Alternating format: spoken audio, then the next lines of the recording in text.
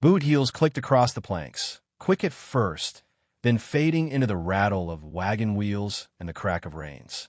Dust hung in the air like smoke after a battle, catching the last light of a sun sinking low. One by one, the townsfolk turned their backs, drifting toward the saloon, the mercantile, the homes where supper fires waited. But she stayed. A young woman in a blue prairie dress sat on the bench outside the depot, suitcase at her feet, a folded letter clutched, so tight it bent in her hands. The air had grown sharp with silence, the kind that carried judgment. Nobody said a word, yet their glances spoke enough. No man had come for her. The station master shut his ledger with a thump. "Train's long gone, miss." His voice was soft, but the pity in it cut sharper than steel. He tipped his hat and left her there, alone against the lengthening shadows. The wind rose, tossing grit across the boards. A dog barked somewhere down the alley, then stopped. Her eyes scanned the empty street, though she already knew no rider would appear. She straightened her back, smoothed her dress, and fixed her gaze on the horizon anyway, as though sheer will could conjure the promise she had traveled for. Small boots pattered against the planks. A child's voice broke the silence. "Daddy." The girl tugged at a man's hand, her braids swinging. She stopped in front of the bench, staring at the woman with eyes wide and solemn. Then, slowly, she lifted her arm and pointed. Her father halted beside her. Broad shoulders, a leather vest worn smooth at the edges, revolver hanging silent on his hip. He did not look at the woman right away. His gaze swept the street first, cautious, like a man measuring every shadow. The girl's finger never wavered. The woman on the bench shifted, the letter trembling in her grasp. She met the child's eyes and saw no mockery there, only a strange, clear knowing. The little girl leaned close to her father, tugged at his hand again, and whispered with the certainty of a vow. "I chose you for my daddy." The words carried farther than a whisper should. Folks still lingering on porches turned their heads. A hush moved through them, followed by low murmurs, voices threading with unease. The man's jaw tightened. He looked at the woman at last. Something flickered in his eyes, recognition, perhaps, or memory of wounds best left buried. The crowd shifted, their whispers growing. The old name, the old tales breathed back into the dust. The woman sat straighter, folding the letter against her lap. The suitcase by her side looked smaller now, less like baggage, more like a marker planted on ground she refused to leave. The sun dropped lower. The street grew darker.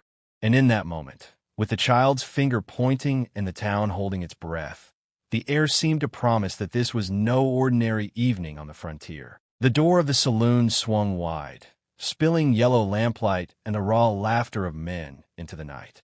Boots scraped against wood, spurs jingled sharp as knives, and the piano stopped mid-tune. A silence followed, heavy and watching. Outside, the wind carried grit across the main road, rattling shutters and stinging eyes. The young woman in the blue dress kept her place on the bench, suitcase at her side, the child's hand curled around her own now. Beside them, the man stood with his shoulders squared, hat-brim shadowing eyes that had seen too much. From the glow of lanterns stepped riders, 6 of them, dust rising from their boots like smoke. Their coats hung long, their faces marked with hunger that had nothing to do with food. The one in front wore a grin too wide to trust. "Well now," he drawled, voice slick as oil, "ain't this a sight? A lady waitin' for a groom, and no one man enough to claim her." His eyes slid to the rancher, except maybe a ghost who forgot he was dead. A murmur stirred the crowd at the edges of the street. The name slipped low between them, carried like a secret not meant for children's ears. Iron Hand. The rancher didn't answer. His hand stayed low, resting not on the pistol, but on the girl's small shoulder. The outlaw leader chuckled, the sound cutting through the silence. "Word is you hung up that gun. Buried it deep. Ain't no shame in that. But shame's comin' just the same. My boys and me, we'll be talking what we please. Land, coin, maybe a bride who don't belong to no one yet." The woman's fingers tightened on the child's hand, though her face stayed steady, eyes like river stone. The rancher spoke at last, voice quiet, carrying only far enough. "You'll find nothing here worth talking." The outlaw spat in the dust, grinning wider. "Funny thing, coming from a man who once took everything." Lantern light flickered. Somewhere, a horse snorted and stamped the ground. The air thickened with waiting, like the desert before storm. The outlaws drifted closer, boots echoing off the boards, shadows stretching long behind them. The townsfolk shrank back into doorways, whispering the same question. Would he draw, or had the iron hand turned to stone? The child pressed against her father's leg, eyes wide but unafraid. The bride's chin lifted, gaze locked on the outlaw leader as though she, too, weighed the measure of the man beside her. The grin faded from the outlaw's face, replaced with something colder. "We'll be back at dawn," he said. "Best decide by then if the iron hand still got bones, or just dust." They turned, spurs jangling, and melted into the saloon's glow. Laughter rose again, hollow and sharp, while the town held its breath under a sky gone black. And on the bench, the woman did not move. Neither did the man. Only the dust shifted, restless, carrying whispers of a past not yet buried. Lanterns guttered in the wind, casting long streaks of orange across the saloon windows. Inside, the outlaws roared with laughter, mugs slamming on tables, voices sharp enough to split the night. Every cheer was a challenge, every shout a promise of blood. Across the street, the rancher stood at his porch, shoulders heavy in the glow of a single lamp. The prairie stretched behind him, black and endless, the windmill creaking like an old warning. The child slept against the woman's lap, her small breath even, untroubled. The woman stroked the girl's hair, her own eyes never leaving the figure of the man. He crouched low, hands working the earth beneath the porch. Dust and splinters gave way to steel. A box scraped free, hinges stiff from years untouched. When he lifted the lid, the lantern caught the gleam of a revolver, nickel still bright where the desert had not claimed it. The woman's voice cut through the wind, steady as a hymn. "You buried it for a reason." He held the pistol in both hands, weight settling into his palms like memory itself. His jaw clenched, breath ragged. "I swore it was the last time," he said, voice low, meant more for himself than her. Her gaze sharpened. "Then make it the last time. Not for you, for her." The words hung, heavy and unyielding. From across the way, a burst of outlaw laughter rose and died, replaced by the hollow clink of glass. The rancher set the pistol down on the porch rail. His hands trembled once, then stilled. He slid the belt around his waist, leather creaking as the buckle drew tight. The weapon rested at his side once more, old weight settling like it had been waiting all along. The woman lifted the child into her arms, pressing a kiss to her forehead. The girl stirred, half asleep, and murmured through a dream, "She's my mama now." The rancher froze at the words, eyes on the two of them, as if the night itself had stopped breathing. Thunder grumbled low on the horizon, though no storm clouds showed above. The desert wind carried only dust, sweeping in restless circles at his boots. He turned toward the town, where the glow of the saloon burned against the dark, rowdy voices spilling into the streets like a rising tide. Behind him, the woman spoke once more, quiet and certain. "They'll come at dawn, and they'll find you waiting." The rancher's hand settled on the pistol grip.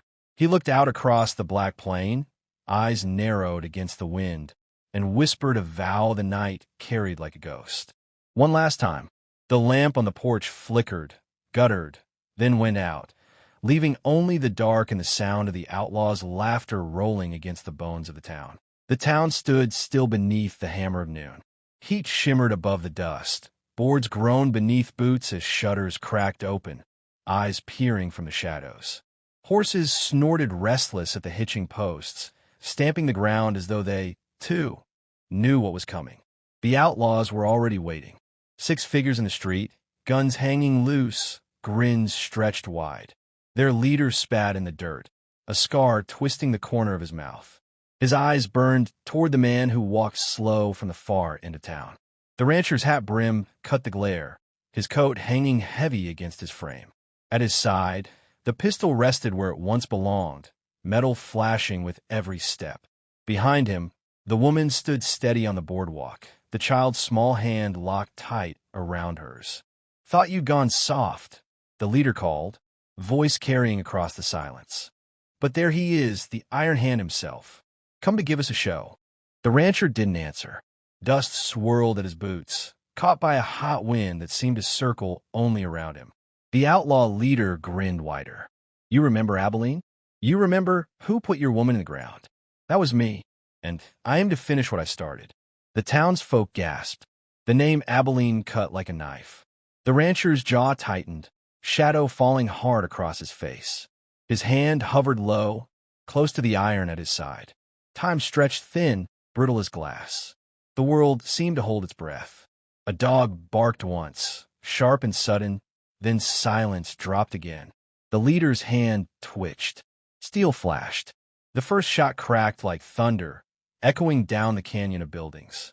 Then another, then three, fire and smoke bursting into the heat. The rancher moved with a deadly rhythm, every draw clean, every strike certain. Men fell hard into the dust, guns spinning from lifeless hands. The leader staggered back, clutching his side, shock scrawled across his face. His pistol shook in his grip, barrel rising, one last desperate shot forming in his eye. The rancher's revolver barked once more. The leader dropped, dust swallowing him whole. For a heartbeat, no one moved. The smoke drifted, slow and heavy, curling around bodies sprawled in the street. Then the hush broke, murmurs swelling, voices rising, the town spilling out from porches and doors. The rancher stood in the center of it all, chest rising, hand lowering the pistol to his side. He looked not at the fallen, but at the woman and the child. The girl beamed, eyes shining, her voice carrying like a bell. "That's my daddy." He holstered the gun, leather creaking as the weight found its place. His voice was low, meant for the sheriff, but loud enough for the crowd. "Bury the Iron Hand with them. I'm just a father now." The woman stepped forward, her hand finding his shoulder. Together they stood in the dust, the child between them, while the story took root in the whispers of every tongue present. And so it was said, long after the dust had settled, that the Iron Hand drew only once more, then never again.